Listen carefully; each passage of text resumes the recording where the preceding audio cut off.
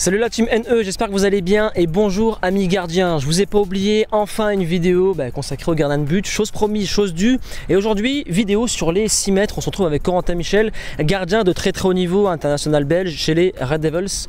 L'accent est bon, nickel. Joueur qui a fait sa préfo, son déformation, stage à professionnel au Girondin.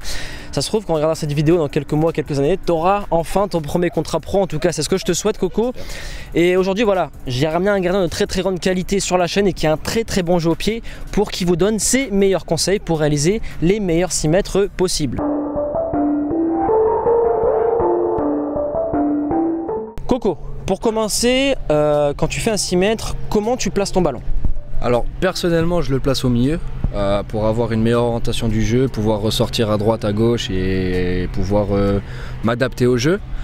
Maintenant pour ce qui est des gardiens un peu plus novices ou des gardiens un peu plus jeunes, moins expérimentés, technique simple, au niveau du poteau, sur la ligne des 6 mètres, on se met à droite ou à gauche en fonction du pied fort. Et on cherche un côté, on envoie devant et on se prend pas la tête. Surtout aussi parce que quand on la met côté, si on la rate, au pire ça va pas dans l'axe. Exactement, moins de danger. Ensuite, ballon placé au milieu. Maintenant, avant de voir comment tu vas aborder ton ballon, où est-ce que tu vas chercher attaquant, milieu, ce que le coach va te demander, un joueur précisément ou ce que demande le jeu? Tout dépend de ce qu'on nous demande en club. Il y a des clubs qui cherchent à ressortir propre, des clubs qui cherchent à ne pas prendre de risques et à balancer parce qu'on a des profils devant qui sont beaucoup plus athlétiques et qui permettent de garder les ballons. Moi perso j'aime bien ressortir les ballons, que ce soit sur mes centraux, sur mes milieux, sur mes latéraux. Donc ça dépendra du jeu. Si les attaquants adverses viennent chercher, on peut jouer sur les centraux qui sont écartés. On peut jouer sur le 6 qui vient demander en soutien. On peut écarter sur les latéraux qui sont un peu plus hauts. Maintenant si le jeu est fermé et qu'on ne peut pas ressortir, très clairement on va chercher les attaquants qui sont beaucoup plus hauts et on se prend pas la tête. Même si tu es mené au score et que voilà on est à la 90e, il faut aérer le jeu, tu te dois aujourd'hui d'avoir un bon 6 mètres.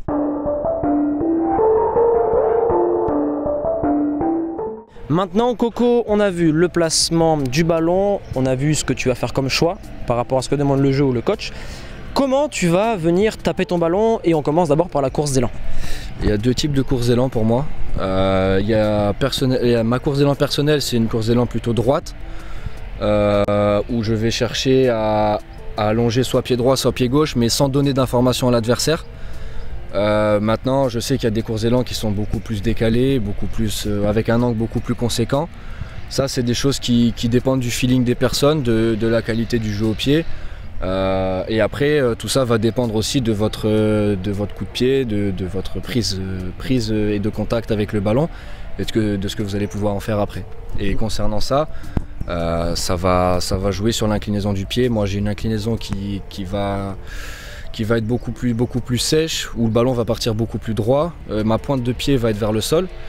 Maintenant on peut très bien assurer le geste en passant en dessous et en cherchant un ballon qui peut être beaucoup plus haut, moins académique, mais qui est tout aussi efficace. D'accord, donc voilà, la team NE Coco, il a choisi ça parce que ça fonctionne pour lui. Il le travaille depuis pas mal d'années au Girondin à l'entraînement. Maintenant à vous de connaître ce qui fonctionne pour vous, que ce soit l'angle, comment vous allez taper le ballon. Mais selon moi, la technique que va utiliser Coco pour des ballons tendus, pour des relances qui doivent être rapides et efficaces, c'est selon moi la meilleure méthode. Coco, merci pour tes conseils. D'ailleurs, je vous mets son Instagram juste en bas, corentin.mch, c'est ça? Exactement, tiré-du-bas-mch. Tiré-du-bas-mch, pardon. Allez le suivre, la team NE, il partage beaucoup son lifestyle, sa vie de pro, etc. Et je te remercie Coco pour la vidéo. La team NE, si vous avez kiffé et que vous voulez revoir Coco sur la chaîne ou d'autres gardiens, des vidéos, des spécifiques, etc., explosez la barre des likes et des commentaires comme d'habitude avec l'hashtag motivation 100% et team NE. Et Coco, merci encore une fois. Merci à toi. On vous laisse là, persévérance et motivation et on avance ensemble.